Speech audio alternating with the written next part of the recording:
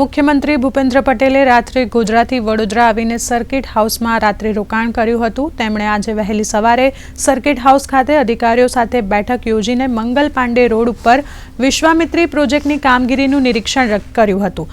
ત્યારબાદ મુખ્યમંત્રી ભૂપેન્દ્ર પટેલે આજવા વડોદરા મહાનગરપાલિકાના ₹1,156 કરોડના વિવિધ કામોનું લોકાર્પણ અને ખાતમુહૂર્ત કર્યું હતું। આ પ્રસંગે મુખ્યમંત્રીએ જણાવ્યું કે વડોદરા વિકાસના નવા આયામ સર કરી રહ્યું છે। વડોદરાને dedicated trade corridor, Mumbai Delhi industrial corridor, Vadodara Delhi expressway અને મુંબઈ અમદાવાદ હાઈ સ્પીડ રેલનો લાભ મળવા જઈ રહ્યો છે।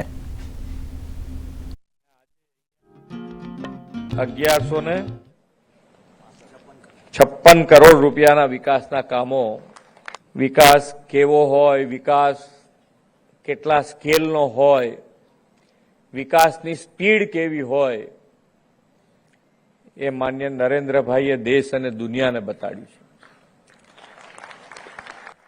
નવા કામમાં જે આયામો જે છે એમાં બરોડાને ખૂબ સારું, વડોદરા મહાનગર સતત વિકાસના નવા આયામો સર કરી રહ્યું છે।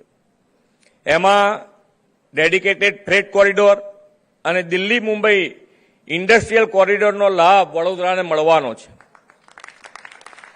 Delhi Vadodara express way, Ahmedabad Mumbai high speed rail, bullet train પણ આ નગરમાંથી પસાર થવાની છે।